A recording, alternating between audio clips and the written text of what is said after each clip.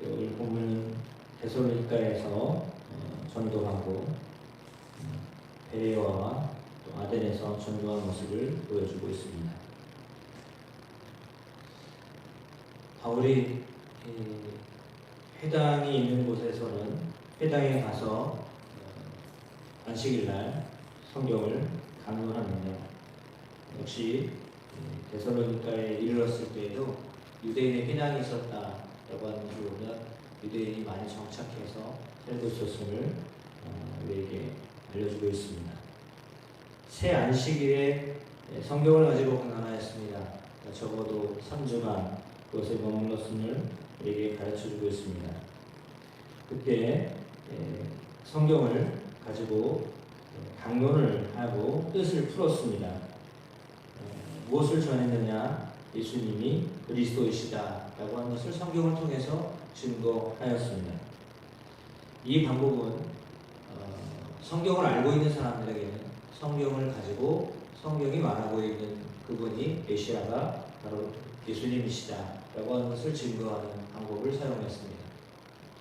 그렇지만 더 나아가서 베레아 사람들을 만났을 때 그들은 성경을 더 간절한 마음으로 받았던 사람들입니다. 날마다 성경을 상고하는 사람들이었습니다. 그러니까 데살로니가에서 유대인의 회당에서 별로 말씀을 전할 때는 새 안식일에 강론을 했습니다. 그러니까 일주일에 한 번 안식일에 가서 강론을 했고요. 베레아에 갔을 때는요, 날마다 성경을 상고했다라는 말씀은 거의 매일 회당에서 말씀을 전했다라고 하는 것을 말합니다.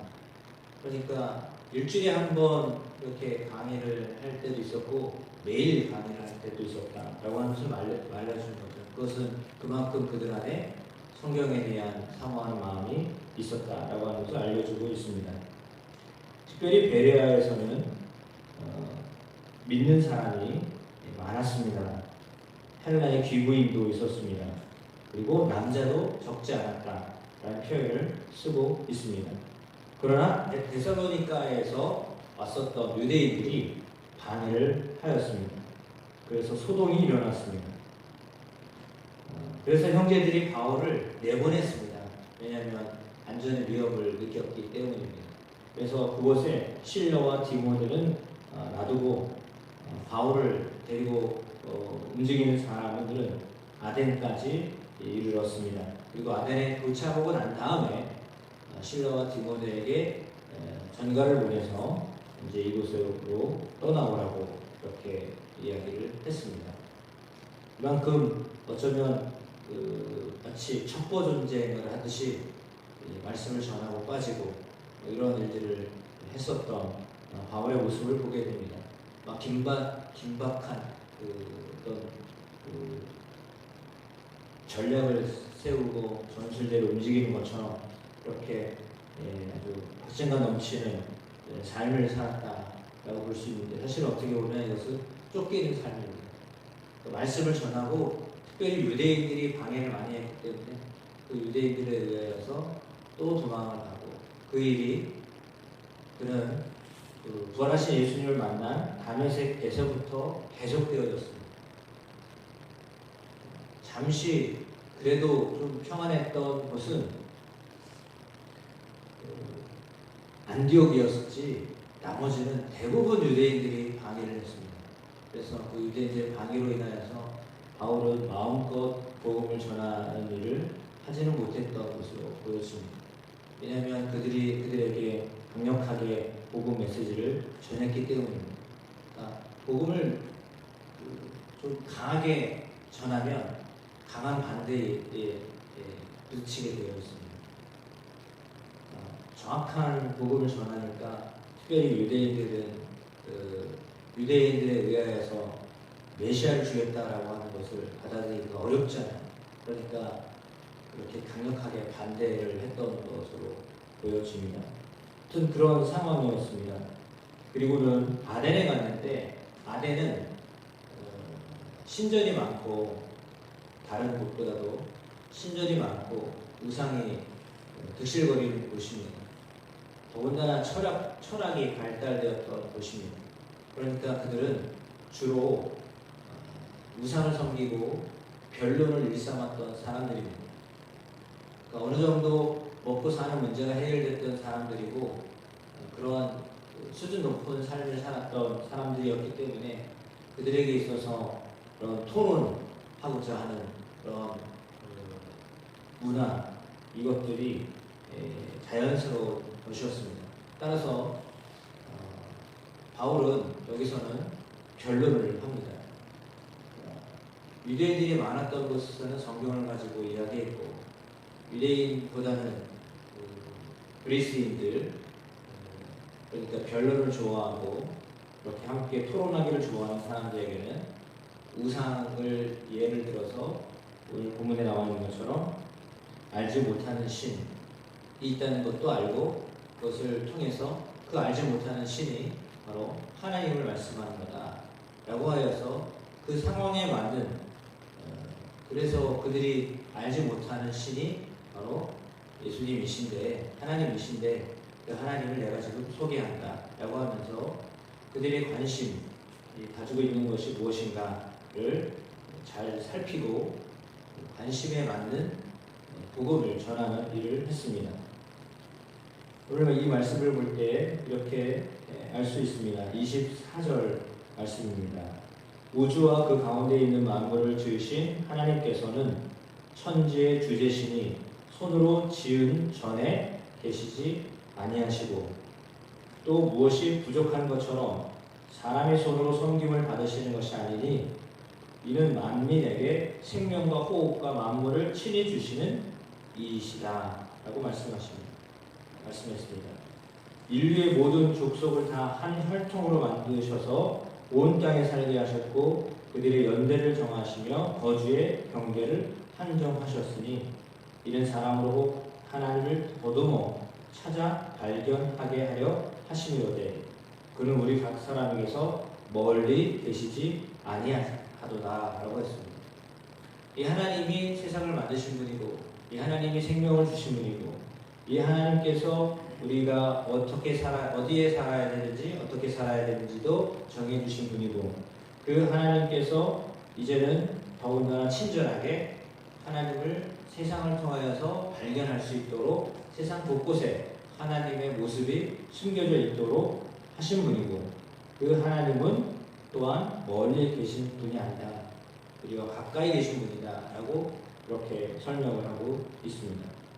그래서 그의 소생이 된다라고 하였던 그 시인의 말도 인용을 하면서 우리가 하나님의 소생이 될 수 있다. 우리가 하나님의 소생이 되었다라고 그렇게 그들의 관심에 맞는 이야기들을 인용하면서 복음을 전하기 시작합니다. 그리고 그들에게 있어서 하나님이 천하를 공의로 심판할 날을 작정하시고 이에 그를 죽은 자 가운데서 다시 살리신 것으로 모든 사람에게 믿을 만한 증거를 주셨다. 예수님의 죽음을 이야기하고 그리고 그 예수님의 죽음을 이후에 죽은 자의 부활을 또한 증거합니다. 이 말을 하였을 때 사람들은 조롱하기도 하고 어떤 사람은 내 말을 다시 듣겠다라고 하는 사람들도 있었습니다. 그때 이제 바울이 그들 가운데서 떠났는데 몇 사람이 그를 가까이 하여서 믿었다라고 했습니다. 그러니까 사실 아덴이라고 하는 지역은 우상이 많았던 곳이기 때문에 그곳에서 변론하면서 그들 방법대로 복음을 전했지만 큰 효과를 얻지는 못했습니다. 근데 이제 이것은 이제 사람이 숫자가 많냐 적냐라고 했을 때 효과가 많았다 적었다라고 표현하는 거지. 그거는 뭐 사람이 많냐 적느냐가 중요한 것은 아니고요. 그렇게 따진다면 예를 들어 시골교회는 중요하지 않고 큰 교회, 대도시에 있는 큰 교회는 중요하다 이렇게 말하는 것과 똑같기 때문에 그 말은 정답이라고 말할 수는 없습니다. 그래서 사람이 많냐 적냐 많은 사람이 교회를 나오냐 많은 사람이 예수를 믿게 되냐 이것보다는 그 어떤 상황에서도 복음을 전할 수 있었다. 그리고 그 복음을 전한 것 때문에 사람들이 반응을 했다라고 하는 것이 중요합니다. 어떤 상황에서도 바울은 복음을 전했다라고 하는 것이 중요한 핵심 포인트입니다.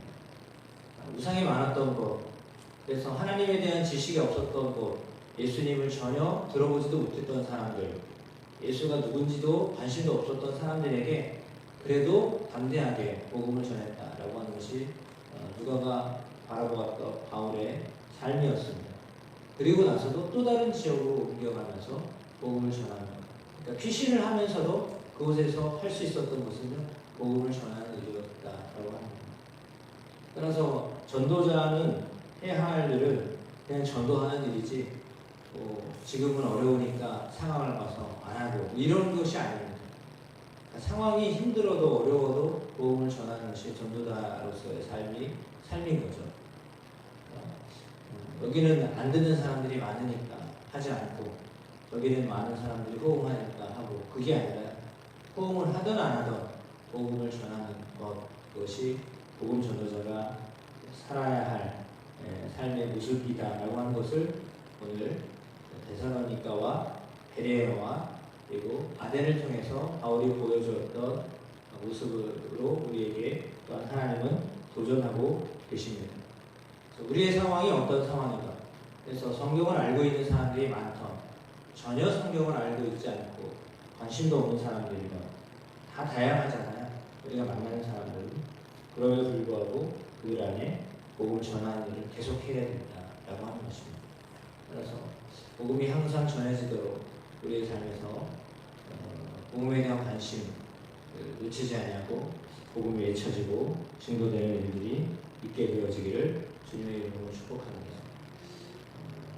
내일부터 수, 목, 금, 토 주일날까지 되겠지만 이렇게 5일 동안 새벽 기도를 쉽니다. 그러나 이제 본문을 따라서 여러분들이 18장, 19장 생명의 산 어플을 다운받으신 거 보시고 제가 내일 본문을 미리 땡겨서 같이 본 거거든요. 아마도 그 뒤쪽에 부분들이 내일 하셔야 될 본문인데 오늘 미리 함께 읽었습니다.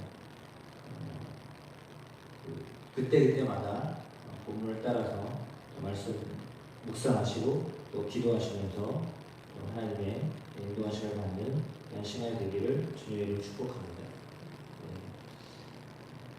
이제 기도하시겠습니다. 하나님 아버지 감사합니다. 너희의 밤을 지새우는 사람들도 있을 것이고 이 무더위에 어려움 가운데 있는 사람들도 있을 것입니다. 때로는 마음이 무거워서 사는 것조차도 버거워하는 사람들도 있을 것입니다. 육체적인 고통이 있어서 하루하루의 삶을 견뎌내기가 버거운 사람들도 있을 것입니다. 세상에 수많은 사람들이 있습니다. 하루를 사는 것도 힘겹게 살아가는 사람도 있습니다. 호흡에도 곤란을 느끼는 사람들도 있을 것입니다. 많은 생각 때문에 어떻게 해야 될지 알지 못한 채 때로는 밤을 지새우는 사람도 있을 것입니다. 특별히 아버지 하나님 수혜로 인하여서 어려움 당한 사람들도 있습니다. 막막하여서 어떻게 살아야 할지 알지 못하는 사람들도 있습니다.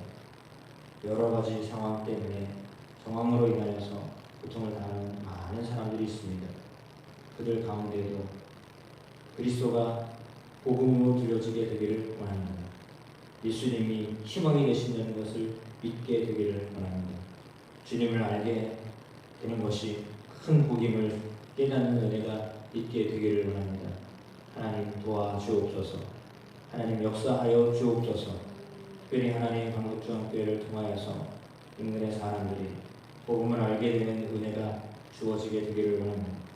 우리를 복음 전하는 전도자로 세우셨사오니 복음 전하는 일에 쓰임받는 삶이 되게 하옵소서. 우리가 만나는 사람들이 어떤 사람이라도 그들에게 담대히 전할 수 있는 지혜를 우리에게 허락하여 주시고 또한 성령의 충만함을 허락하여 주셔서 그들이 어떤 반응으로 어떻게 다가오는지 복음을 전하는 일에 우리가 열심을 품을 수 있는 귀한 교회가 되도록 하나님 역사하여 주옵소서. 아덴에서도 베레아에서도 데살로니가에서도 여전히 복음을 전하는 일을 감당했던 바울과 같이 하나님 우리의 상황이 어떤 상황이든 우리 그 여건 가운데서도 주님을 증거하는 우리의 삶이 되게 하여 주옵소서. 예수 그리스도의 이름으로 기도합니다. 아멘.